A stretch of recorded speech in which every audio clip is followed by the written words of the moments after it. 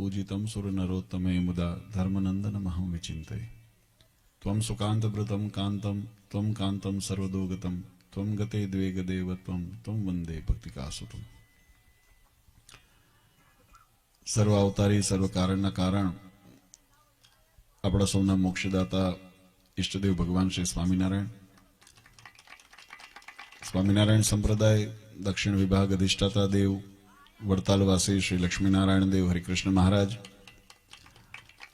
સારાઈ ગઢપુર પ્રદેશના પ્રાણ સમાન મહારાજાધિરાજ ગોપીનાથજી મહારાજની છત્રછાયામાં ગોપીનાથજી મહારાજના હાંડાનું ગામ એવા કાખરિયાને આંગણે આ વિસ્તારના શાકોત્સવના શુભ પ્રસંગે સભામાં ઉપસ્થિત ધર્મકુળ આશ્રિત વાલા સર્વે અમારા સંતો પાર્ષદો, શ્રીજીના લાડીલા ધર્મકુળ આશ્રિત વાલા સર્વે સત્સંગી હરિભક્તો, સર્વ ધર્મ પ્રેમી સજ્જનો, સર્વ મોક્ષભાગી જીવાત્મો, દરેક ભક્તજનોને અમારા હૃદયપૂર્વક જય સ્વામિનારાયણ. વાલા ભક્તો, ભગવાન શ્રી હરિની અસીમ કૃપાથી આજે કાખરિયાને આંગણે ભગવાન સ્વામિનારાયણે 200 વર્ષ પૂર્વે લોયાની અંદર જે દિવ્ય શાકોત્સવ કરીને અનંત જીવાત્માના કલ્યાણને અર્થે જે દિવ્ય લીલા કરી અને એનો સ્મૃતિની અંદર આપણી સંપ્રદાયની પરંપરા પ્રમાણે આપણે વર્ષો વર્ષ ઉત્સવ કરીને એ પ્રસંગને યાદ કરીએ છીએ. આજે એ ઉત્સવ કાખરિયાને આંગણે ઉજવાઈ રહ્યો છે. આમ તો આપણા શાસ્ત્રોની અંદર એમ બતાવ્યું કે ઉત્સવથી ઉત્સાહ વધે છે. તમે જુઓ તો જીવાત્મા આ જગતની અંદર જ્યારે અનેક પ્રકારના વ્યવહાર વિટમણાઓની અંદર ઘેરાયેલો હોય ત્યારે એક મનુષ્ય પ્રકૃતિ સ્વભાવ છે કે જેનો યોગ વધારે હોય, જેનો સહવાસ વધારે હોય, આપણા જીવન ઉપર એ વિચારોની, એ કાર્યોની અસર જણાતી હોય છે. ભગવાન સ્વામિનારાયણે વચનામૃત આદિ ગ્રંથની અંદર તો ત્યાં સુધી લખ્યું દેશ, કાળ, ક્રિયા, મંત્ર, દીક્ષા આદિ 8 પ્રકારના પ્રભાવ જીવાત્મા ઉપર પડતા હોય છે. એમાં જ્યારે એ શુભ વર્તતા હોય, એટલે કે જ્યારે સારા એવા દેશની અંદર જીવાત્મા રહેતા હોય ત્યારે એના જીવનની અંદર સદવિચારોની પ્રેરણા અને સદવિચારોનું આચરણ એના જીવનની અંદર હોતું હોય છે. એ જીવાત્મા જ્યારે કોઈ કુસંગની અંદર આવે, ખોટા સંગની અંદર જતો રહે, તો એ સંગઈ કરીને, એવા વાતાવરણે કરીને જીવનની અંદર એના વિચારો ઉપર એ પ્રભાવ નાખતો હોય છે. આ વસ્તુને જો વ્યવહારિક સમજવી હોય તો આપણે કોઈ મિત્ર થયા હોય અને જો સત્સંગી હોય, ભગવાનની પૂજા કરતા હોય, વ્રત આદિ કરતા હોય, તો આપણા જીવનની અંદર એનો સહવાસ આપણને સદગુણી બનાવે. પણ કોઈ એવા મિત્રની પ્રાપ્તિ થઈ હોય કે જેને દારૂ આદિ વ્યસન હોય, જુગાર આદિનું વ્યસન હોય, કુસંગે અને કુમાર્ગે ચાલતો હોય, તો એનો સંગ કરવાથી આપણા જીવનની અંદર એનું પરિવર્તન એ પ્રમાણે થતું હોય છે. એટલે વચનામૃતની અંદર મહારાજે બહુ સુંદર વાત કરી. મહારાજ કહે કે કુસંગના તો પરછાયાથી પણ દૂર રહેવું અને સત્સંગના ભીડાની અંદર મહારાજ કે રહેવું. કદાચ આપણું અંગ નબળું હોય, કે કોઈ ખામી અથવા તો કોઈ અંદર ઉણપ રહી ગઈ હોય, પણ સત્સંગના ભીડાની અંદર જો જીવાત્મા પડ્યો રહે તો સહેજે સહેજે એનું અંગ પરિવર્તન થાય ને જે એનું નબળું અંગ છે એ અંગને એ શુદ્ધ કરી શકે અથવા તો એને સુધારી શકે. અને ન કદાચ સુધરતું હોય ને તો પણ એ સત્સંગના ભીડામાં હશે ને તો મહારાજ કે એનો બેડો પાર થઈ જશે, કારણ કે એનો સહવાસ એવો છે. આ સત્સંગનો મહિમા એટલો બતાવ્યો શાસ્ત્રની અંદર, પણ આ સત્સંગ શબ્દની વ્યાખ્યા બહુ સમજવા જેવી છે. આપણે શાસ્ત્રોની અંદર ઘણી વખત જો જોઈએ તો સત્સંગ જીવન આદિ ગ્રંથની અંદર ભગવાન શ્રી હરિએ સ્વયં સત્સંગ શબ્દની વ્યાખ્યા કરી છે. એની અંદર ભગવાન સ્વામિનારાયણે સત્સંગના શબ્દના અર્થની અંદર સર્વપ્રથમ જે વ્યક્તિ સમજાવી એ વ્યક્તિ એવી સમજાવી કે સદ શબ્દ એના પરબ્રહ્મ, કે જે સદ શબ્દ કહેવાતી એવા પરબ્રહ્મ પુરુષોત્તમ નારાયણ સતનું સ્વરૂપ કેવું હોય બહુ જાણવા જેવું છે. જે તત્વ અવિચળ રહી શકે, જે તત્વ અતથી ઉતિ સરખું એક સરખું રહી શકે, નિર્વિકાર રહી શકે એવું તત્વ હોય તો એ તત્વને આપણે સત્ય કહી શકીએ. સત્યની અંદર ફેર ન હોય. કાલે સવારે અત્યારે દિવસ છે ને કાલે હું એમ કહું આજ સમય કે હવે રાત થઈ ગઈ તો એ સત્ય નથી. સત્ય એક જ સરખું હોય. એની અંદર ઉતાર ચઢાવ વધઘટ ન હોય. શાસ્ત્રે ત્યાં સુધી લખ્યું પરમાત્માના સ્વરૂપની અંદર એ નથી. પરમાત્મા પોતે ઈચ્છાથી એવા સ્વરૂપે દર્શન દે. કોઈ વખત વિરાટ સ્વરૂપે દર્શન દે તો કોઈ વખત સૂક્ષ્મ સ્વરૂપે ભગવાન દર્શન દે, કોઈ વખત મનુષ્ય સ્વરૂપે દર્શન દે, કોઈ વખત મત્સ્ય કચ્છ વરાહ સ્વરૂપે દર્શન દે. પણ એ પરમાત્માનું ઐશ્વર્યપણું છે. એનાથી પરમાત્મા તત્વની અંદર ફેર પડતો નથી. પરમાત્મા તો યથાવત જે સ્થિતિ છે, જેમ હમણાં સંતોએ પણ કીધું અવિચળ સ્થિતિ એ પરમાત્માની છે. એટલે ભગવાનને સત શબ્દની અંદર શાસ્ત્રોએ સંબોધ્યા છે. બીજું સત શબ્દની વ્યાખ્યા શાસ્ત્રોમાં એમ કરી કે પરમાત્મા દ્વારા પ્રેરિત અને પ્રતિપાદિત એવો જે સત્સંગ સંપ્રદાય હોય એનો જીવાત્મા સંગ કરે તો એને સત્સંગ કર્યો. એટલે કે જે વેદાદી પરમાત્મા પ્રેરિત એટલે કે વેદાદીની અંદર પ્રતિપાદન કરેલો ભગવાન વેદવ્યાસજીએ જેની પ્રતિપાદન કરીને જેને પ્રતીતિ કરાવી છે એવા જે સદધર્મોને સત્શાસ્ત્રોને અનુસરનારો જે ધર્મ હોય એ ધર્મનું જીવાત્મા એને ભાગવદાદી ધર્મને સ્વીકૃતિ કરે, એની કંઠી બાંધે, એનો મંત્ર દીક્ષા લે, એની ઉપાસના ભક્તિની રીત શીખે અને એ રીતે જીવાત્મા પોતાના જીવનની અંદર ભગવત પરાયણ જ્યારે થાય ત્યારે એને સત્સંગ કીધો છે. અને ત્રીજી વ્યાખ્યા ભગવાને કીધી કે ભગવાનના એવા પરમાત્માના સ્વરૂપ, ભગવાનના એવા સ્થાપિત ધર્મ અને એવા ધર્મનું પ્રતિપાદન કરતા હોય, એનું સમર્થન કરતા હોય એવા શાસ્ત્રો, જે શાસ્ત્રોની અંદર ભગવત સ્વરૂપનો મહિમા બતાવ્યો હોય, સાકાર પરમાત્માની ઉપાસનાનું જેની અંદર વર્ણન હોય, ભગવાનની મૂર્તિ અને ભગવાનના ઐશ્વર્ય ચરિત્રોનું જ્યાં નિરૂપણ કરેલું હોય, જેના શ્રવણ દ્વારા જીવાત્માને ભગવાન પ્રત્યેની ભાવના વધારે દ્રઢ થાય, ભગવાનની નિષ્ઠા દ્રઢ થાય એવા જે શાસ્ત્રો, એ શાસ્ત્રનો અનુસરણ કરવું અથવા તો એનું શ્રવણ કરવું, એનો આશ્રય લેવું, એનું નામ સત્સંગ છે. તમે જગતની વાતોની અંદર કદાચ કોઈ સારા લેખક હોય અને બહુ સારી વાર્તાઓ લખતા હોય, પણ એ જગત સંબંધી વાર્તા હોય તો એની અંદર જીવાત્માને પ્રીતિ થાય, હેત થાય, ગુણ આવે, પણ કોનો આવે? જગતનો આવે, વિષયનો આવે. પણ જે એટલે એ લખાણ ભલે ગમે તેટલું સારું સુંદર હોય અને ખૂબ સુંદર શબ્દોની અંદર એનું વર્ણન કરેલું હોય, પણ એ જગતમાં જીવાત્માને બાંધે છે. માટે એને શાસ્ત્રની ઉપમા નથી અપાતી. એને કદાચ આપણે કોઈ લેખ કહી શકીએ અથવા તો એને કોઈ વાત કહી શકીએ, વાર્તાની ચોપડી કહી શકીએ, કોઈ નોવેલ કહી શકીએ, કોઈ એને બીજા પરિબંધ એને આપીને નામ આપી શકાય. પણ શાસ્ત્ર ક્યારે થાય? કે જ્યારે એની અંદર ભગવાન સંબંધી સમર્થન એને જીવાત્માને જોડવાની પ્રેરણા થતી હોય ત્યારે એવા શાસ્ત્રોનું જે સદા શાસ્ત્રોનું જે અનુસરણ કરવું એને પણ શાસ્ત્રોએ સત્સંગ કીધો. મહારાજે એને સત્સંગની ઉપાધિ બિરુદ આપ્યું છે. અને ચોથી મહારાજે વ્યક્તિ બતાવી કે ભગવાનના સ્થાપિત ધર્મ, ભગવાનના પ્રતિપાદિત ધર્મ સાથે જોડનાર એવા જે શાસ્ત્ર અને એનો ઉપદેશ આપીને જીવાત્માને ભગવત પરાયણ કરે એવા સંતોનો સંગ, એવા સંતોનો ભક્તોનો આશ્રય, એને સત્સંગ કીધો છે. આ વાત જીવનની અંદર આપણે એટલા માટે સમજવી પડે કે ઘણી વખત આપણે પોતાની અજ્ઞાનતાને કારણ અથવા તો એક જગતના પ્રભાવની અંદર સત્સંગના નામે ક્યાં જઈએ છીએ, કોણે ત્યાં આપણે જોડાઈએ છીએ, બહુ વિચારીને કરવા જેવું છે. નહીતર તો કળિયુગની અંદર છે ને, મહારાજ કીધું ધર્મ અને અધર્મની રેખા બહુ નાની છે. તમે જો ઘરની અંદર પણ આપણે ઉમરો હોય ને, એ ઉમરો એ ઘરની મર્યાદા બતાવે છે. તમે એ ઉમરાની અંદર હો તો એમ કહેવાય કે ઘરમાં છો, તો લાજમાં છો. તો આપણે એમ કહીએ ને ઘરની લાજ ઘરમાં છે. પણ એ ઉમરો જો ઓળંગીને બહાર બજારમાં આવી ગયો તો એ લાજ બજારમાં આવી ગઈ. એમ ધર્મની મર્યાદા છે. ધર્મની મર્યાદા શાસ્ત્રોએ મર્યાદિત કરેલી છે. એની અંદર રહીને જયારે જીવાત્મા પોતાનું વર્તન, આચરણ ને વિચારોને જયારે રાખીને ક્રિયા કરે ત્યારે ધર્મ યુક્ત ક્રિયા કહેવાય. અને જયારે એને ઓલંગીને ક્રિયા કરે, કદાચ સારી ક્રિયા પણ હોય, અતિશયોક્તિ નથી, સભાની મર્યાદાના કારણે બહુ વિશેષ એનું વિશ્લેષણ ન થાય, પણ ગમે તેટલું રૂડું રૂપાળું પાત્ર હોય, પણ જો બજારની અંદર વ્યભિચારની જેમ વર્તતું હોય તો એને આપણે ઘરની શોભા કે ઘરનો ગુણ નથી કહેવાતો. અને કદાચ ખોળ કાપણ વાળું પણ હોય, પણ જેને ચરિત્ર જેને સાચવ્યું છે, ઘરનું લાજ સાચવી છે, મર્યાદા છે, તો એનો ગુણ સતીની અંદર આવે છે. એનું તપ ના પડે કરીને આખો પરિવાર તરી જતો હોય એવા દ્રષ્ટાંતો આપણા શાસ્ત્રોની અંદર બતાવ્યા છે.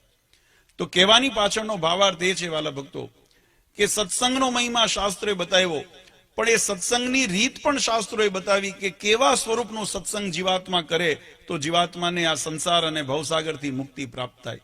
કેવા સત્સંગને અનુસરે ભગવાન સ્વામિનારાયણે શિક્ષાપત્રીની અંદર આજ્ઞા કરી. આપણા શાસ્ત્રોની અંદર ભક્તિનો ખૂબ મહિમા બતાવ્યો.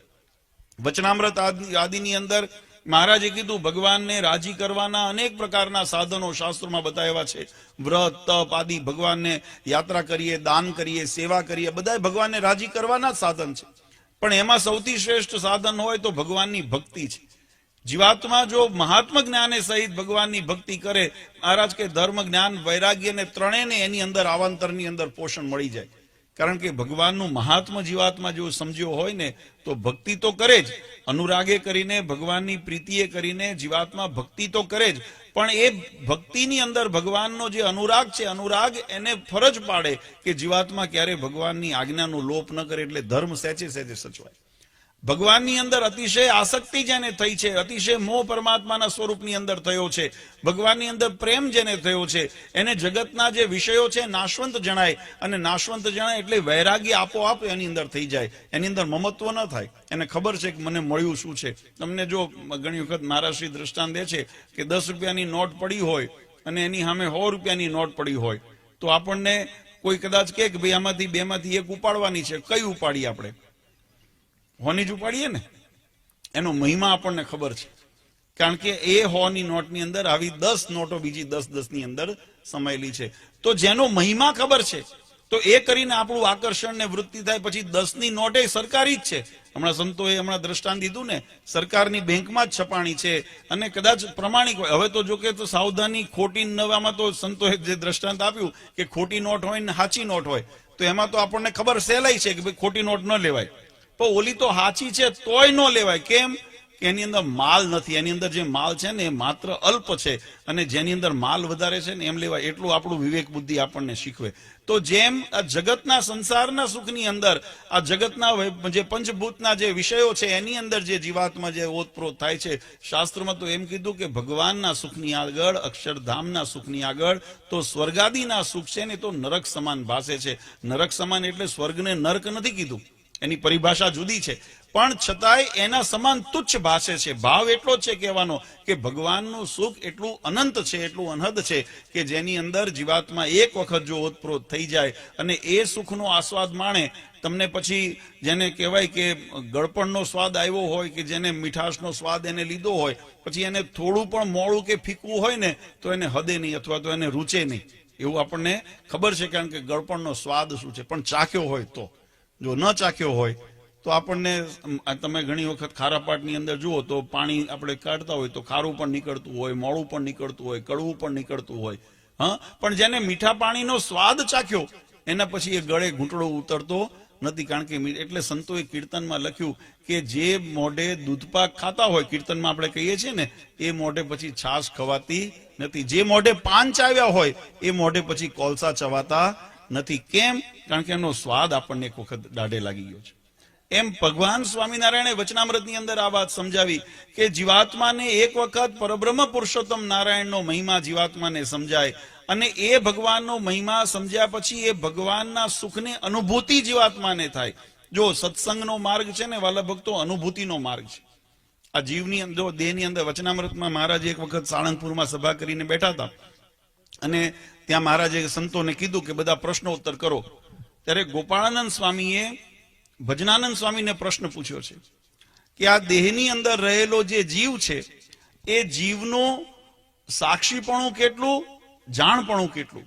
તમે જુઓ બે વસ્તુનો વચનામૃતમાં, શરીરની આપણે આત્માની જે સ્થિતિ છે કેવી હોઈ શકે અને કેવી રીતે ભગવાનને ઓળખવા એની વાત આપણને સમજાવે. તો વચનામૃત આપણને મહારાજને, ગોપાળાનંદ સ્વામીએ ભજનાનંદ સ્વામીને પ્રશ્ન પૂછ્યો કે આ દેહની અંદર રહેલો જે જીવ છે એ જીવનું સાક્ષીપણું કેટલું ને જાણપણું કેટલું. જાણપણું એટલે અનુભૂતિ, જાણપણું એટલે અનુભૂતિ. તમે જે જીવ અનુભવ કરે છે એ અનુભૂતિને જાણપણું કેટલું, ને સાક્ષી એટલે તમે જોનારા જ છો ખાલી.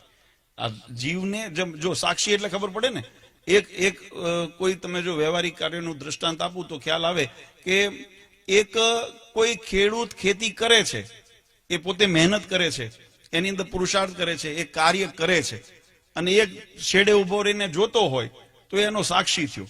એને મહેનત નથી કરી પણ એ જોવે છે, એને ખબર છે કે આ કાર્ય થઈ રહ્યું છે. તો એમાં આ જીવનું સ્વરૂપ બે રીતે શાસ્ત્રોની અંદર બતાવ્યું છે. મારે કે એક જીવ છે કર્મ કરે છે, તો કર્મ કરે છે એટલે અનુભૂતિ કરે છે, તો એ અનુભૂતિ કરે છે એનું કેટલું એનું અંદર અવકાશ જીવ તો, કારણ કે શાસ્ત્રની અંદર દેહ અને જીવને જુદા બતાવ્યા છે. શરીર જુદું છે, આત્મા જુદો છે, પણ એની અંદર સાક્ષીપણું કેટલું અને જાણપણું કેટલું. ત્યારે મહારાજે એનો ઉત્તર બહુ સુંદર સમજાવ્યો. મહારાજ કે જો શરીરની અંદર નક્ષિક પર્યંત બુદ્ધિ વ્યાપીને રહી છે અને એ બુદ્ધિની અંદર જીવ વ્યાપીને રહ્યો છે, અને બુદ્ધિ છે એ જીવના નક્ષિક પર્યંત સુધી દરેક ઇન્દ્રિયોની ક્રિયાને જાણે છે, બુદ્ધિ સમજે છે, અને એ બુદ્ધિના માધ્યમે કરીને જીવ છે એને અનુભૂત કરે છે. એટલે એ બુદ્ધિના માધ્યમે કરીને જે સંસારના વિષયો આદિનું જે પણ ક્રિયા ઇન્દ્રિયો દ્વારા થતી હોય એનું જાણપણું એ બુદ્ધિને છે. અને બુદ્ધિના યોગે બુદ્ધિની અંદર એ શક્તિ નથી, બુદ્ધિને પ્રેરિત કરનાર, બુદ્ધિને શક્તિ આપનાર અથવા બુદ્ધિની અંદર જે ચૈતન્ય તત્વ છે એ જીવ છે. એ જીવ બુદ્ધિની અંદર વ્યાપીને રહી છે, અને એટલા માટે જીવની અનુભૂતિ કહેવાય છે. ને એટલે જીવનું કરતાપણું, અનુભૂતિપણું એને કીધું. અને એ જ જયારે સાક્ષી બનીને પોતે પૃથક થઈને પોતાના આત્માને બ્રહ્મરૂપ માની લે છે, અને એ બ્રહ્મની અંદર, પરબ્રહ્મની અંદર, આત્માની અંદર ભગવાનનો નિવાસ હોય, એ રીતે સાક્ષી બનીને જયારે ક્રિયા કરે છે ત્યારે એનું સાક્ષીપણું કીધું. આ શરીરની અંદર જ છે. કોઈ દિવસ આ તત્વજ્ઞાન છે થોડુંક ગહન પડે સમજવાનું, પણ એક વખત જો આ વ્યક્તિ સમજાઈ જાય ને તો ક્યારેય આપણે અટવાઈએ નહીં, આ જગતમાં બંધાઈએ નહીં, આ વિષય વાસનામાં બંધાઈએ નહીં, અધર્મ કરવાની અંદર આપણે મન ક્યારેય ન ડોલે. કેમ? કારણ કે આપણને ખબર છે કે આ શરીરનો નાશ થવાનો છે અને જીવની જયારે ગતિ થવાની છે ત્યારે કઈ દિશામાં જવું છે. જો શાસ્ત્રોએ કીધું સત્કર્મ કરશો, ભગવાનનું ભજન કરશો તો ઉર્ધ્વ ગતિની અંદર ભગવાનના ધામ સુધી જીવાત્મા જઈ શકશે, અને જો કદાચ દુષ્કર્મ કર્યા, પાપ કર્મ કર્યા તો અધોગતિની અંદર જીવાત્માને જેને કહેવાય નરક 84 અથવા તો યમપુરીની યાતના અથવા ભૂત બ્રહ્મ રાક્ષસને ભટકવાનું રખશે. હવે આપણા હાથમાં છે કે આપણે કઈ દિશા પકડવી છે, ઉર્ધ્વ રેતા આપણે ઉર્ધ્વ ગતિ કરવી છે કે અધોગતિમાં જવું છે. અને એ અધોગતિમાં મહારાજ કીધું ત્યારે નિત્યાનંદ સ્વામીએ મહારાજને પ્રશ્ન પૂછ્યો કે આમ શાસ્ત્રોની અંદર તો કીધું સાક્ષીનું સ્વરૂપ તો એ સાકાર સ્વરૂપ છે, એ શરીરધારી છે, તો શરીરધારી હોય તો વ્યાપક કઈ રીતે હોઈ શકે? જેમ ત્યારે મહારાજે એનો બહુ સુંદર ઉત્તર સમજાવ્યો. મહારાજ કે કાષ્ટની અંદર જેમ અગ્નિ વ્યાપક કરીને રહે છે, અગ્નિદેવ પોતાના લોકની અંદર એ સાકાર સ્વરૂપે છે, પણ દરેક પોતાના શક્તિએ સહિત દરેક જે અગ્નિના તત્વની અંદર કાષ્ટ આદિ હોય એની અંદર જયારે પ્રવેશે ત્યારે એના જેવા રૂપ ધારણ કરીને એ રૂપ સાકાર રૂપ થઈ જાય છે અને ક્રિયા કરે છે. એમ પરબ્રહ્મ પુરુષોત્તમ નારાયણ જે આપણા અંતરની અંદર રહેલા છે, આપણા અંતરાત્માની અંદર રહેલા છે, એ પુરુષોત્તમ નારાયણ એ સાક્ષી બનીને એ જીવાત્માના કર્મને જોવે છે. એટલે ઘણી વખત આપણે એમ માનીએ કે અમે આ ખોટું કરશું, કોણે જોયું? આપણા અંતરની અંદર રહેલા ભગવાન એને જોવે છે, ભગવાન એના સાક્ષી છે. અને જો આત્માને આપણે પૃથક જાણીએ તો આત્મા પણ એ જોવે છે, આત્મા પણ એનો સાક્ષી બને છે કે આ શરીરની અંદર આ જીવાત્માએ શું કહેવાય આ શરીરના માધ્યમથી જીવાત્માએ જે આ ખોટું કર્યું છે અને એનું કર્મ કરે ઇન્દ્રિયો, ઇન્દ્રિયોના જો ગુલામ થઈ ગયા, ઇન્દ્રિયોના બુદ્ધિના ગુલામ થઈ ગયા, માનપાનના ગુલામ થઈ ગયા, તો જીવાત્મા ગુલામ થયા વિષયના અને અંતરશત્રુના, અને એ ગુલામે કરીને કર્મ કર્યું શરીરના માધ્યમથી. જીવાત્માને અજ્ઞાન બોધને કારણે જીવાત્મા એની અંદર ઓતપ્રોત છે, અને ઓતપ્રોત હોવાને કારણે એ કર્મની અંદર એટલો લિપ્ત થઈ જાય છે કે એનું કરેલું શરીર તો નાશ થઈ જશે પણ કર્મ બંધાઈ જશે. આ શરીર તો હાથે કોઈ ખોટું કામ કર્યું હોય તો હાથ તો નાશ થઈ જશે, હાથનો જયારે શરીરનો નાશ થશે ત્યારે હાથનો નાશ થઈ જશે, પણ એ કર્મ બંધન નાશ થતું નથી. એ કર્મ જીવાત્મા સાથે લેપાઈ જાય છે, અને એ જયારે જીવાત્મા સાથે લેપાય છે ત્યારે એ જીવાત્મા એ કર્મને ભોગવવા માટે ફરી લખ 84 અથવા તો જે પ્રમાણે કર્મ હોય એ પ્રમાણે ફળને ભોગવે છે. કહેવાની પાછળનો ભાવાર્થ વાલા ભક્તો એટલો જ છે કે ભગવાને આપણને આજે મનુષ્ય દેહ આપ્યો છે, આપણને આજે સત્સંગ ઓળખાણો છે, આપણને જે આજે આવી અવસર ને તક મળી છે એ આપણા અનંત જન્મના પુણ્યના ફળ સ્વરૂપે મળી હોય એવું જો આપણે એનો મહિમા સમજીએ અને મનુષ્ય જન્મને સાર્થક કરવા માટે, મનુષ્ય જન્મને સફળ કરવા માટે જો થોડી ખેવના રાખીએ, બહુ જાજી નથી રાખવાની. વ્યવહારની અંદર જે કાર્ય થતું હોય એને થવા દેવું, એની ના નથી. વ્યવહાર કાર્ય વ્યવહારની રીતે થાય, પણ મહારાજે કીધું કે પોતાનું મોક્ષ બગાડીને જો વ્યવહારનું પ્રધાનપણું રહે તો મહારાજ કે આપણા જેમ સંતોએ કીધું ને કે લાખ કામ બગાડીને મોક્ષ સુધાર્યો તો લાખે સુધર્યા, અને લાખ કામ સુધારીને મોક્ષ બગડ્યો તો લાખે બગડ્યા. કારણ કે એ આમાં કંઈ આપણી સાથે આવવાનું નથી, પણ ભગવાનના ધામની પ્રાપ્તિ આપણાથી વંચિત થઈ જાય તો એનાથી મોટું કોઈ આપણા માટે દુર્ભાગ્ય નથી. એટલા માટે ભગવાન શ્રી હરિએ આ કળિયુગની અંદર મનુષ્યત્વનું ધારણ કરીને પધાર્યા. ભગવાનનો ઉદ્દેશ એક જ હતો. મહારાજે આમ તો ગીતાજીની અંદર પણ આ વાત સમજાવી છે, અને એ વાત એવી સમજાવી મહારાજ કે ધર્મનું રક્ષણ કરવું છે. ધર્મનું રક્ષણ શા માટે? આપણે કોઈ એવા સમર્થ નથી કે ધર્મનું રક્ષણ કરીએ. એની વ્યક્તિ વેદની અંદર બહુ સુંદર બતાવી છે, ધર્મો રક્ષેતી રક્ષત. આપણે ધર્મની રક્ષા કરીએ છીએ એનો અર્થ એ નથી કે તમે કોઈ અધર્મથી તમે રક્ષા કરો. ધર્મનું પાલન કરીને એનું રક્ષણ કરવાનું છે. આપણે જીવનની અંદર ધર્મનું રક્ષણ કેવી રીતે કરી શકશું? ધર્મનું રક્ષણ કોઈ આપણે બાઉન્ડ્રી નથી કે ભાઈ કમ્પાઉન્ડ બનાવી દીધી અથવા તો હથિયારબંધ માણસોને બેહાડી દીધા કે ભાઈ કોઈને અધર્મને અંદર પ્રવેશવા નહીં દો. એવી રીતે ધર્મનું રક્ષણ ન થાય. આપણા આચરણની અંદર જો ધર્મ જીવંત રહેશે તો ધર્મનું રક્ષણ થયું. આપણે આચરણ કરીને ધર્મનું રક્ષણ કરીએ તો ધર્મ આપણું રક્ષણ કરે છે. આપણે અંતે સ્વાર્થ તો આપણો જ સિદ્ધ કરીએ છીએ. ધર્મનું રક્ષણ કરીને આપણે પરોપકાર નથી કરતા, ભગવાનનું ભજન કરીને પરોપકાર નથી કરતા. આપણે આપણા કલ્યાણને માટે, આપણા સુખને માટે, આપણી સમૃદ્ધિને માટે આપણે આને અનુસરીએ છીએ. અને એટલા માટે જીવનની અંદર ધર્મપરાયણતા રાખવી. મહારાજની આજ્ઞાનું જો સહેજે સહેજે પાલન કરે ને, મોટા મોટા વિદ્વાનોએ, મહાત્મા ગાંધી જેવા, સરદાર પટેલ જેવા આ વાત લખી છે કે ભગવાનની, સ્વામિનારાયણ ભગવાને લખેલી શિક્ષાપત્રીનું જો કોઈ પાલન કરે ને, સામાન્ય જીવ સત્સંગી હોય ને કરે સારી વાત છે, પણ કદાચ સત્સંગી ન હોય, એને સંપ્રદાયનું જ્ઞાન ન હોય, છતાં પણ જો શિક્ષાપત્રી એના હાથમાં આવે અને એનું વાંચીને જો એનું પાલન કરે ને, તો એ જીવનમાં કોઈ દિવસ દુખ્યો ન થાય. એને ક્યારે પોલીસના તેડા ન આવે, એને ક્યારે, કારણ કે એમાં મહારાજે એટલી નાની નાની બાબતોનો સમાવેશ કરી. આમ તો 350 શાસ્ત્રોનો સાર જેને કહેવામાં આવે, મદરૂપમિતિ વાળી ભગવાનની વાણી સ્વરૂપ કહેવામાં આવે. ગીતાજી ભગવાનની અંદર જે તમે જુઓ તો એની અંદર સાંખ્ય વગેરે યોગનો જે ભગવાને ગીતાજીની અંદર નિરૂપણ કરેલું છે, એનું અનુસરણ જીવાત્મા જો આંશિક કરે ને, તો એ જીવાત્માને અધર્મ થકી એનું રક્ષણ થાય, અને અધર્મ થકી રક્ષણ થાય એટલે ધર્મપરાયણતા થાય. જીવન શુદ્ધ રહે તો એની અંદર એના કર્મ શુદ્ધ રહે એટલે ઇન્દ્રિયો, અંતઃકરણ ને બુદ્ધિ શુદ્ધ રહે, અને ઇન્દ્રિય, અંતઃકરણ ને બુદ્ધિ જો શુદ્ધ રહે તો એની અંદર આત્માની શુદ્ધિ રહે, અને આત્મા જો શુદ્ધ રહે તો એની અંદર ભગવાનનો વાસ થાય. આત્મા મલિન હોય ને તો ભગવાનનો વાસ થતો નથી. આપણે એમ કહીએ કે બધા 72 પ્રકારના વ્યસન. આ તો મહારાજની દયાળુતા. હમણાં જે જુનાગઢનો પ્રસંગ સ્વામીએ કીધો, બહુ એટલો જેમ અજામેલ હતો ને, અજામેલના ભાગવતજીની અંદર પણ આવો પ્રસંગ આવે છે કે અજામેલે કોઈ દિવસ ભગવાનનું ભજન કરેલું નહીં, અનેક પ્રકારના અંતઃશત્રુઓથી પીડિત હતો, પણ ભગવાનનું નામ લીધું, મહારાજે એના ઉપર કૃપા કરી. એ ભગવાનની દયાળુતા છે. એ તમારો અધિકાર નથી.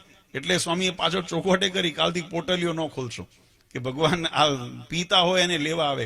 એટલે સ્પષ્ટીકરણ જરૂરી છે, પણ કહેવાની પાછળનો ભગવાન કૃપા કરે છે, પણ તમારો એવો ભાવ જો શુદ્ધ હોય ને તો એ ભગવાન તમારા ઉપર કૃપા કરે. પણ આપણો ભાવની અંદર મહારાજે, આચાર્ય શ્રી અયોધ્યા પ્રસાદજી મહારાજે એક બહુ સુંદર કીર્તનની અંદર વાત લખી કે એક કપટી ન તરે મહારાજ શરણાએ સબી તરે. ભગવાનના શરણે આવ્યો હોય ને, કદાચ અધમ હોય, પાપી હોય, કદાચ અનેક પ્રકારના દુષ્કર્મ કર્યા હોય, જોબન પગી જેવાને જયારે ભગવાને કંઠી બાંધવાનો જયારે આશ્રય થયા, આપણે કથા સત્સંગની અંદર પ્રચલિત છે કે જોબન પગી ભગવાનની ઘોડી ચોરવાને માટે ગયા હતા. ડભાણ મહારાજે મહાયજ્ઞ કર્યો, અને યજ્ઞની અંદર એ ઘોડી ચોરવાને માટે એમની ઘોડી જયારે મરી ગઈ ત્યારે કોઈએ કીધું કે ભાઈ સ્વામિનારાયણ ભગવાન પાસે માણકી ઘોડી છે ને એના જેવી બીજી જોટો અત્યારે ન મળે. એટલે એ ઘોડી ચોરવા ગયા. ત્યાં ભગવાને પોતાના ઐશ્વર્યના દર્શન કરાવ્યા. ઘોડીએ ભગવાને એમને દર્શન દીધા. ક્યાંક ભગવાન ઘોડીને પંપાડતા હોય તો ક્યાંક ઘાસ નાખતા હોય તો ક્યાંક પાણી. આવા જયારે દર્શન થયા ત્યારે જોબન પગીને એમ થયું કે આ તો ઐશ્વર્ય છે, પણ છતાંય મનની અંદર સંકલ્પ રહ્યો કે કદાચ ભગવાન આવું તો થોડી હોય, મારી ભ્રમણા પણ હોઈ શકે. એટલે પાછા વડતાલ આવતા સંકલ્પ કર્યો કે મારી ડેલીની વડતાલ જેને દર્શન કર્યા હોય ને એમને ખ્યાલ હશે, જોબન પગીની મેળી છે, અને મેળી ઉપર એક નાની એવી બારી છે. એટલે એમને સંકલ્પ કર્યો આવતા કે આ બારીની અંદર મને ભગવાન જો દર્શન દેતા, હું ઘરે પહોંચું ત્યાં સુધી મને અહીંયા જો દર્શન દે, ગળામાં ગુલાબનો હાર પહેર્યો હોય, મને નામ દઈને બોલાવે તો માનું ભગવાન છે. અને ભગવાને એમના સંકલ્પ પૂરા કર્યા, અને પછી જોબન પગી ભગવાનના શરણાગતિ થયા. અને શરણાગતિ થયા એટલે આવીને ભગવાન આગળ વિનંતી કરી કે મહારાજ, મારે ત્યાં તો કોઠીઓ ભરાણી છે જનોઈની, મેં એટલી હિંસા કરી છે, અને હું જયારે વર્તમાન ધરાવવાનું થયું ને ત્યારે ભગવાનને જોબન પગી કે હું આ પાણી ન મૂકું. કેમ કે મારું પાપ એટલું છે કે હું આ પાણી મૂકું ને તો આ ધરતી ફાટી જાય, આટલું મારું પાપ છે. પણ ભગવાને કીધું તમે મારા શરણે આવ્યા છો, નિષ્કપટ થઈને આવ્યા છો ને, માટે જાઓ, તમારા બધા ગુના તમારા અમે માફ કરીએ છીએ અને અમારા પરમ મુક્ત થયા. આપણા સંપ્રદાયની અંદર આ પ્રસંગ કહેવાની પાછળનો કે નિષ્કપટ ભાવે થઈને સ્વાર્થ કે માન કે કોઈ પણ પ્રકારની તમે અંદર એ આંતરશત્રુનો ટાળીને ભગવાનના જો શરણાગતિ જીવાત્મા થાય ને તો ભગવાન અધમ ઉદાહરણ છે. એવા કીર્તનોની અંદર અધમ ઉદાહરણ અવિનાશી તારા બિરુદની બલિહારી. ભગવાન અધમને ઉદ્ધાર કરનારા છે, પણ એ અધમ એટલે કેવો અધમ?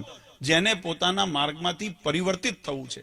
પછી અધમપણું રાખીને ભગવાનના શરણે આવો તો ભગવાન સ્વીકારતા નથી. ભગવાનને વ્યક્તિ સાથે કે જીવ સાથે વાંધો નથી, જીવના દુષ્કર્મ સાથે વાંધો છે. અમે પણ ઘણી વખત કહીએ છીએ, કદાચ કોઈ વ્યસની હોય અને એમ સંકલ્પ કરે કે મારે ભગવાન સ્વામિનારાયણના આશ્રિત થવું છે અને વર્તમાન ધરાવવા આવે ત્યારે અમે એને પંચવર્તમાન ધરાવીએ અને ઉપદેશ કરતા હોઈએ, મહારાષ્ટ્રી એને ઉપદેશ કરતા હોય કે જીવનમાં અજ્ઞાનતાથી જે તમારા કર્મ થયા છે એ કર્મના ભયથી તમે મુક્ત થાવ, પણ હવે તમારું જીવન શિક્ષાપત્રી પ્રમાણે ચાલજો. પછી ગળામાં કંઠી પહેરીને દારૂ પીને બેઠો હોય તો એના માટે ભગવાનનો દરવાજા ખુલતા નથી. આ વાત એટલા માટે જાણવા જેવી છે વાલા ભક્તો કે આપણે સત્સંગ કરવો છે, ભગવાનને રાજી કરવા છે, પણ ભગવાનને રાજી કરવાની જે શાસ્ત્રોએ રીત બતાવી છે, ભગવાન સ્વામિનારાયણે જે પ્રતિપાદન કરીને રીત બતાવી છે એ રીતને અનુસરશું ને તો ભગવાન પછી આપણા દોષની સામે નહીં જુએ તો આપણા ભાવની સામે જોઈ અને ભગવાન આપણો બેડો પાર કરશે, આપણો ઉદ્ધાર કરશે. પણ જો દોષે યુક્ત રહીને આપણે એમ કહીએ કે સ્વભાવ નથી સુધારવો, અથવા તો મારે અંતઃશત્રુને મારે ગુલામ જ રહેવું છે, મારે વ્યસનોના ગુલામ રહેવું છે, મારે અધર્મના ગુલામ રહેવું છે, મારે વ્યવહાર હાચવવો છે, મારા સંબંધ હાચવવા છે. ભગવાનની આજ્ઞા ભલે એક બાજુ થાય, ભગવાનની આજ્ઞાનો લોપ થાય એનું ચાલશે, પણ સંબંધ ન બગડવા જોઈએ. જો આવો મહિમા ભગવાન કરતા સંબંધનો વધી ગયો તો મહારાજ કે પછી સંબંધ જ હાચવો. આ જન્મે ને આવતા જન્મે જે યોનીમાં જાય તમે એ યોનીમાં જજો સંબંધ હાચવવા. એ કૂતરા બલાડા ગધાડા થાય, તમે કૂતરા બલાડા ગધાડા થજો, કારણ કે સંબંધ તો જ હચવા છે ને, તો જ તમારો સંબંધ હચવાશે. પણ અને એનો મોક્ષ, જેને ભગવાનની આજ્ઞાનો લોપ કર્યો છે એનો મોક્ષ થવાનો નથી. એ તો શિક્ષાપત્રીમાં વચનામૃતમાં મહારાજે કીધું, અમે કીધું એમ કરશો તો જ અક્ષરધામમાં તમે ને અમે ભેળા રહીશું, નહીં તો તમારે ને અમારે ઘણું છેટું થઈ જશે. કીધા બહાર વર્ત્યા એટલે તમારે ને અમારે છેટું. મહારાજ કે અમારી આજ્ઞાનું પાલન નહીં કરો તો આલોક અને પરલોકમાં મહાકષ્ટને પામશો. એટલે કહેવાની પાછળનો કલ્યાણ કોણું થાય એનો સિદ્ધાંત ભગવાન સ્વામિનારાયણે શિક્ષાપત્રી આદિ ગ્રંથમાં લખ્યો છે. કોઈ વૈષ્ણવજન હોય તો શ્રીમદ ભાગવત એના માટે આદર્શ છે, ગીતાજી એના માટે, કોઈ રામાનંદી ભક્તો હોય તો એના માટે રામાયણ એના માટે આદર્શ છે, કોઈ શિવ ભક્ત હોય તો શિવપુરાણ આદિની અંદર જે ભક્તના લક્ષણ બતાવ્યા છે, જે ધર્મ મર્યાદાઓ બતાવી છે એના માટે એ આદર્શ હોઈ શકે. પણ જે શાસ્ત્રે પ્રમાણિત કરેલું છે એ આદર્શને જો અનુસરશું, એ પરંપરાને અનુસરશું તો જ ભગવાનના અક્ષરધામના દરવાજા ખુલવાના છે, બાકી ખુલવાના નથી. બાકી આ 84 લાખ માથે લખાણી છે. એટલા માટે આ સત્સંગનો મહિમા શાસ્ત્રમાં બતાવ્યો અને આપણે પણ એ દાખલો કરીએ છીએ. ઘણી વખત હરિભક્તોને એમ થાય કે ઉત્સવો તો જગતની અંદર બધા થાય છે, કોઈ મોટા મોટા મેળાવડા થાય છે. આ જેમ હમણાં સ્વામીએ કીધું, આ સાદો મંડપ બાંધ્યો, સાદું આપણે મંચ બનાવ્યો, સાદી કથા વાર્તા કરી, કોઈ આપણે અહીંયા આગળ મોટો તામ નથી, પણ આની જગ્યાએ કદાચ મોટા મોટા ફિલ્મ સ્ટારોના ને એને સિતારાઓને લાવીએ, મોટા મોટા રાજકારણીઓને લાવીએ, મોટા વૈભવી મંડળ બનાવીએ અને દરવાજા મોટા શણગારીએ અને સારામાં સારો દેખાવ કરીએ, પ્રચાર કરીએ, મોટા મોટા બેનરો અને પોસ્ટરો લગાડીએ. શું એનાથી કલ્યાણ થવાનું છે? વચનામૃતની અંદર મહારાજે સ્પષ્ટ એક વાત, મને એમ હું વિચારતો ઘણી વખત મહારાજ આ બધા શબ્દો કેમ લખ્યા હશે, પણ મને ખબર, એટલે હવે ખબર પડે કે આ કળિયુગની અંદર આ જ બધું થવાનું છે. એટલે મહારાજે અગમચેતી માટે શબ્દ વાપર્યા. મહારાજ કે ગામની અંદર કોઈ ભવાયો આવે ને, કોઈ મદારી આવે અને મદારી આવીને જો ડુગડુગી વગાડે ને તો ટોળું તો ત્યાંય ભેગું થઈ જાય છે. કોઈ ભવાઈ આવીને ભવાઈ કરવા બેઠા હોય ને તો ત્યાંય માણસનું ટોળું ભેગું થઈ જાય છે. અને અત્યારે જોઈએ છે ઘણી ભવાઈઓ જગતમાં હાલે છે જ્યાં માણસને તમને એમ તો ઓહો કેટલા માણસો આવ્યા, પણ મહારાજ કે અહીંયા કલ્યાણ થવાનું નથી. એક બાજુ 7 માળની હવેલી હોય અને ત્યાં આગળ અનેક પ્રકારના સુખ સુવિધા અને ભોગવિલાસના સાધનો હોય અને બીજી બાજુ પર્ણકુટીર હોય, ઝૂંપડી હોય, પણ એની અંદર ધર્મ, જ્ઞાન, ભક્તિ, વૈરાગ્યનું પોષણ થતું હોય. મહારાજ કે ઝૂંપડીની અંદર કલ્યાણ થશે, ઓલી 7 માળની હવેલીમાં થવાનું નથી. આ વાત એટલા માટે મહિમા આપણને બતાવે છે કે ભગવાનને રાજી કરવા માટે, ભગવાનની પ્રાપ્તિ માટે જે આપણે દાખલો કરીએ છીએ તો એ ભગવાનની શાસ્ત્ર મર્યાદા સિદ્ધાંત પ્રમાણે રહીને જો ભજન કરશું તો ભગવાનનો રાજીપો થશે. બાકી આપણે સત્સંગ, આપણે એમ જાણીએ છીએ કે અમે સત્સંગ કર્યો, પણ એ વાસ્તવમાં સત્સંગ થતો નથી. એ ભગવાનની. એટલા માટે વાલા ભક્તો આ ઉત્સવ સમયા તો ખરેખર નિમિત્ત મહારાજે બનાવ્યા. આમ તો શાકોત્સવનો પ્રસંગ આપણા સંપ્રદાયની અંદર બહુ પ્રસિદ્ધ છે. મહારાજે અનેક વિધે ઉપદેશ દ્વારા વચનામૃત તમે જુઓ, એક એકથી ચડિયાતા વચનામૃત મહારાજે ઉપદેશ દ્વારા જીવાત્માને સત્સંગનો માર્ગ રંગ્યા. મહારાજે ઉત્સવો કર્યા, મોટા મોટા વિષ્ણુ યાગ કરાવ્યા, હરિયાગ કરાવ્યા, અને એની અંદર ભગવાને પોતાના ઐશ્વર્ય પ્રતાપના દર્શન કરાવ્યા, અને ભગવાનના ભક્તોને પ્રતીતિ થાય એવા મહારાજે ચરિત્રો કર્યા કે જેથી કરીને જીવાત્મા ભગવાન સાથે જોડાય. પણ ઘણી વખત અજ્ઞાની અબોધ જીવાત્મા હોય, જેને સત્સંગનો બહુ યોગ ન થયો હોય, કથા વાર્તાનો યોગ ન થયો હોય, એ જીવનું પણ રૂડું થાય એના માટે મહારાજે અનેકવિધ ચરિત્રો કર્યા. એમાં લોયાનો શાકોત્સવ પણ ગણી શકાય, એમાં રંગોત્સવ પણ ગણી શકાય. મહારાજે શેલણોત્સવ કર્યો, શેલણ ખાઈને પણ જીવનું કલ્યાણ થયું. એને અંત સમયે શેલણ યાદ આવ્યું. આપણા સંપ્રદાયની અંદર કથા વિસ્તારથી લખેલી છે. તો શેલણે કરીને પણ જીવાત્માનું, કોઈએ ગોપીનાથજી મહારાજના ડેરા અથવા તો એના ઘુમટ જોયા, શિખર જોયા, એનું કલ્યાણ થયું. કોઈએ ભાવે અભાવે એના પાયાની અંદર પથ્થર નાખ્યો, એનું મહારાજે કલ્યાણ કર્યું. આનાથી મોટા દયાળુ ભગવાન આપણને ક્યાં ગોતવા જશું આપણે? અજાણતા પાયાની અંદર મહારાજે એલાન કર્યું કે જે આ ગોપીનાથજી મહારાજના પાયામાં શેર માટીનો પથ્થર નાખે, અથવા તો એનું અમારે કલ્યાણ કરવું છે, પેઢીઓનું કલ્યાણ કરવું છે. એક ડોશીમાં હતા, એને એના કૂતરાના ફળિયાની અંદર કૂતરું આવ્યું, અને કૂતરાને મારવા એ પથ્થરનો ઘા કર્યો. દડતો ગોપીનાથજી મહારાજના પાયામાં જઈને પડ્યો, એના ઉપર મંદિર નિર્માણ થયું. મહારાજ અંત સમયે એને લેવા આવ્યા. આવા દયાળુ ભગવાન કે જેને ભગવાનને પોતાના ભક્તને સુખિયા કરવાનો, પણ એનું કારણ એક હતું કે ભગવાનને જીવાત્માનો ઉપર જેમ ભક્તને ભગવાન પ્રત્યેની લાગણીને અહોભાવ છે ને, એમ ભગવાનને પણ પોતાના ભક્ત પ્રત્યે છે. પણ આની અંદર મર્યાદા કપટ રાખ્યા સિવાય, જેના હૃદયની અંદર કપટ ને સ્વાર્થ હોય કે માન હોય ઇત્યાદિ ઈર્ષા તૃષ્ણા આદિ હોય, મહારાજ કે એના ઉપર અમને વચનામૃતના શબ્દો, મહારાજ કે અમને જય સ્વામિનારાયણ કરવાનું મન નથી થતું.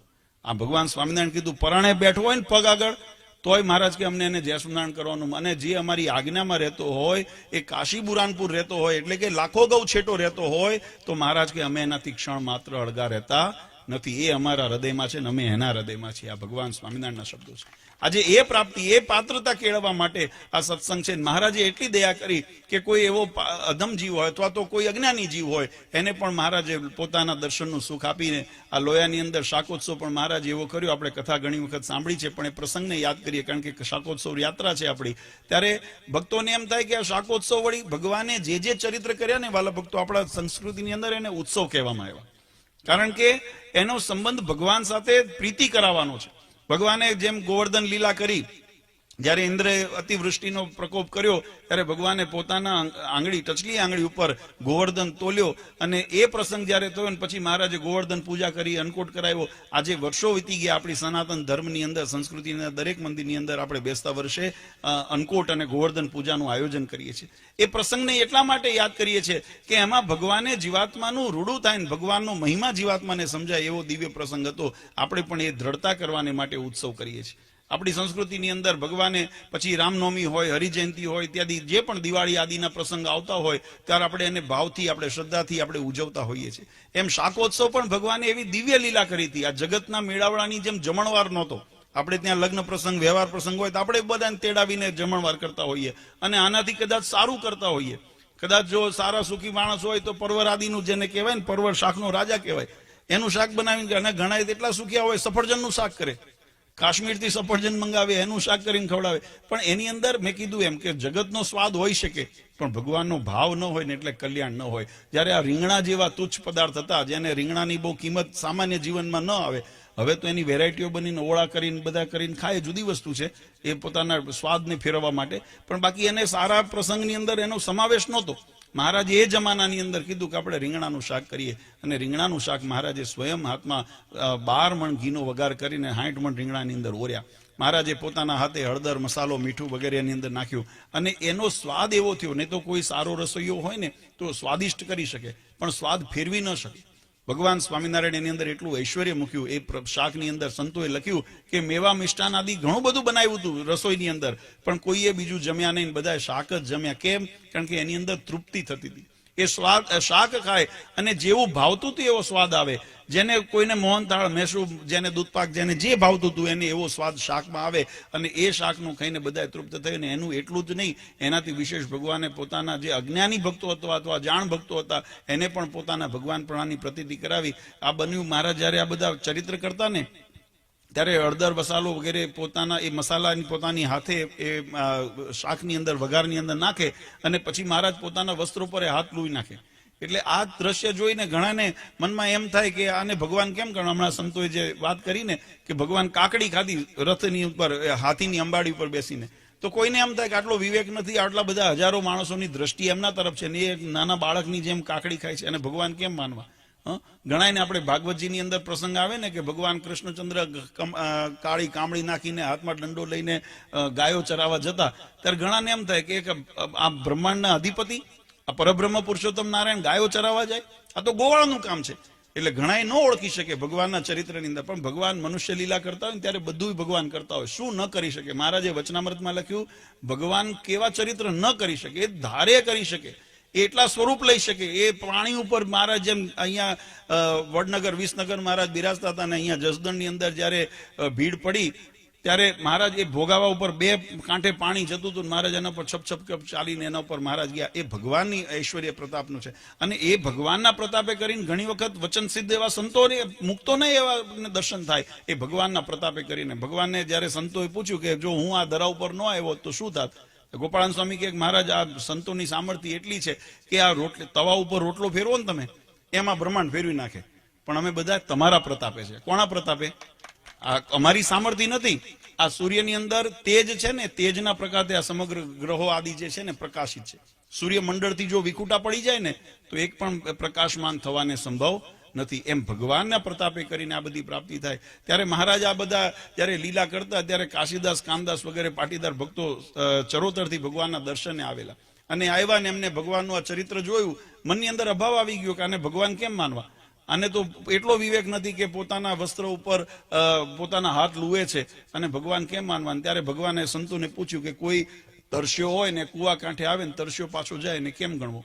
ત્યારે મહારાજે સંતોએ કીધું, મહારાજે તો અભાગ્યો કહેવાય ને, આટલી યાત્રા કરીને આવ્યો હોય, મહેનત કરીને આવ્યો હોય, તરસ્યો પાછો જાય તો એને અભાગ્યો કહેવાય. મહારાજ કે જો ઓલા ભક્તો અમારા દર્શન માટે છે ચરોતરથી આવ્યા છે પણ અમને મળ્યા વગર જાય છે. પ્રેમાનંદ સ્વામી મહારાજના સખા ભક્ત હતા, એટલે મહારાજને ધીમે રહીને કે મહારાજ એમાં એમનો વાંક નથી, વાંક તમારો છે. મહારાજ કે અમારો શું વાંક છે? અમે તો તમારા માટે શાક વઘારીએ છીએ, હમણાં પ્રસાદ આપશું, તમને બધાને રાજી કરશું. મહારાજને કે મહારાજ અમારે કથાની અંદર વર્ણન કરીએ ને ત્યારે અમે તમારા ઐશ્વર્ય પ્રતાપના વર્ણન કરતા હોઈએ, તમારા ગુણના વર્ણન કરતા હોઈએ. તાબેથો લઈને ભગવાન ઉભા છે એવું વર્ણન તો કથામાં આવે નહીં. અને આ તમે તાબેથો લઈને ઉભા છો ને એમાં ઉભા છો તો ઠીક, તમે આ જો હળદરવાળા હાથે તમારું ધોતિયું પીળું કરી નાખ્યું.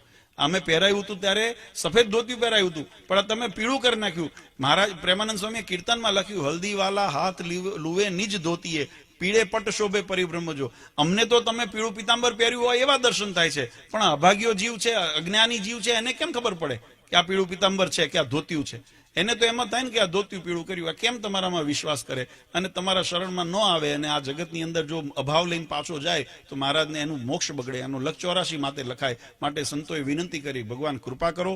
અને જ્યારે સંતોએ વિનંતી કરી ત્યારે મહારાજે એ કાશીદાસ કામદાસ આદિ પાટીદાર ભક્તોને નામ દઈને બોલાવીને કીધું, ભક્તો તમે જે જોવા આવ્યા છો જોઈને જાઓ. અને ભક્તોએ પાછળ વળીને જોયું ને ત્યારે મહારાજે ચતુર્ભુજ સ્વરૂપે દર્શન દીધા, પોતાના ભગવાનપણાની પ્રતીતિ કરાવી.